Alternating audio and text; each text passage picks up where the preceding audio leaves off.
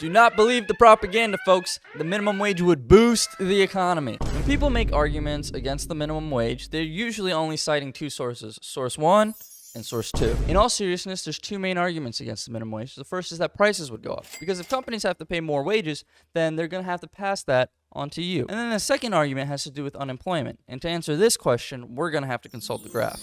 On the x-axis, we have the number of workers, and on the y-axis, we have the price or the wage at which those workers are paid. Now, we draw our supply curve, we draw our demand curve, and the point at which these meet is called equilibrium, or the transaction point, because this is the point where companies are happy and workers are happy.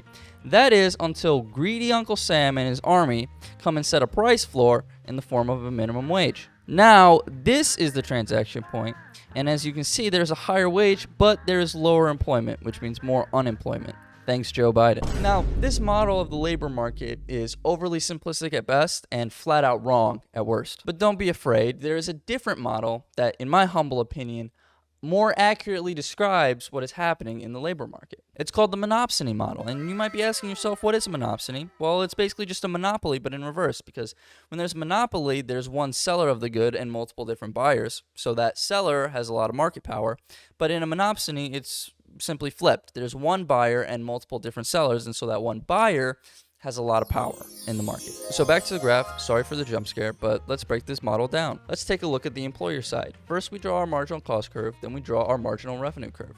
And the point at which these two meet is the optimal point for the employer, because this is the number of employees he needs to optimize profits. Now let's take a look at the employee side. This line represents the wage at which people are willing to work. So transaction occurs at this economy in 3 steps. First, companies find out how much labor they want. Second, the company hires that number of people. And then 3, they pay those workers based on what they are willing to work, not necessarily what they're valued at. So this triangle right here is surplus for the employer because this represents the power of his monopsony. Now this triangle also represents a loss for the worker because workers don't have the same power in the labor market. So which model is correct? There's a debate to be had here, but there's a reasonable debate, and there's people way smarter than me who are going back and forth on this. But just for the sake of this video, I'll throw out 2 of the best arguments that I can think of for the monopsony model over the classical economics model. The first is a more intuitive argument. Like, does it feel like you have as much power as your employer in the labor market? Of course it doesn't. You're more or less easily replaceable, and if they lose out on your labor, they'll find someone else.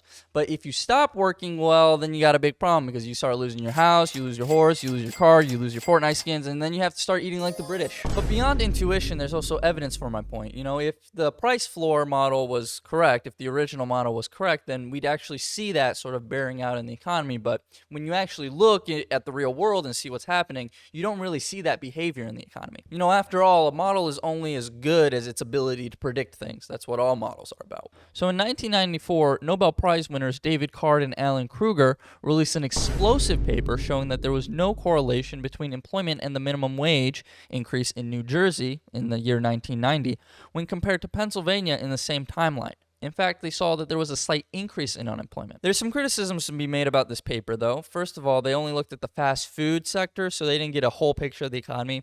And there's also a lot of voodoo, econometric stuff that's way too long for the purposes of this video. Despite all that, the paper has withstood the test of times, and also other studies have agreed with its conclusion. So how is this possible? Doesn't this go against all the principles of basic economics? My personal favorite explanation is that because people had more money in their pockets because of the minimum wage, that increased the demand for fast food to the point where fast food companies had to hire more workers to keep up with demand. I don't know about you guys, but half of my paycheck went to Taco Bell my sophomore year of college, so I definitely understand that argument. It could also be the case that the minimum wage increased people's willingness to work. The thing about wages is that they're very sticky, which is just a fancy way of saying that they don't move that much. So if an employer increases wages, they're going to do that very hesitantly because once it goes up there, it's not coming back down. Because of that, they could be hesitant on increasing that wage, even if it's the thing that's bottlenecking their operation. You got to stop thinking about the economy as being naturally efficient. Wages are kind of set by regional corporate types,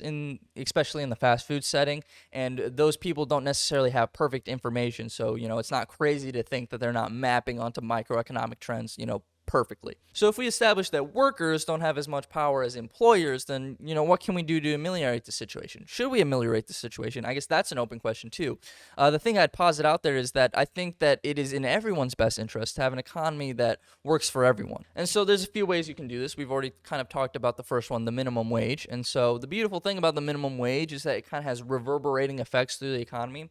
So if you set a price floor and that people have to jump up to, then every rung up on the ladder is probably going to get a pay increase, because if you can jump down a rung on the economic ladder and still make the same amount of money and do a allegedly easier job, although I don't think working at McDonald's is necessarily easy, I think it's honest work, then people are going to have to foot the bill if they want to keep that labor. And then also you can sort of think of the minimum wage as kind of cutting through that price stickiness that we talked about before. So if companies aren't willing to do what's economically efficient, coming in with a price floor and setting that higher than what companies are quote unquote willing to pay, that might be a good thing. So the second thing that you can do is you can start empowering labor unions. And the way that labor unions work is that they're one collective front organizing and collectively bargaining against one company. And so what happens is, instead of having one company negotiating with a bunch of different employees, you start having a unified labor front, and that creates more power in the relationship. That's all fine and good, but what about the prices? If the cost of labor increases, then isn't prices going to just shoot through the roof? Aren't we going to be in a heavily inflationary period? Well, that might not necessarily be the case. Let's take it back to the Krueger paper. When they did their analysis, they didn't find any increase in prices. In fact, they thought that it stayed relatively flat. So how is this possible? Well, my reading of the situation is that it has a lot to do with price elasticity, which is basically just a fancy way of saying that if you increase your prices too much, people aren't going to buy it.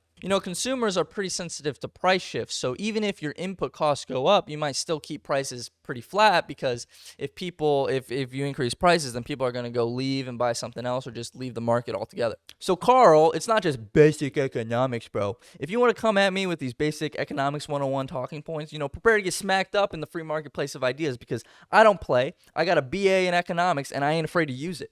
So for the rest of you, I hope you learned a thing or two, and if you like this video, you're going to love this video on hot labor summer.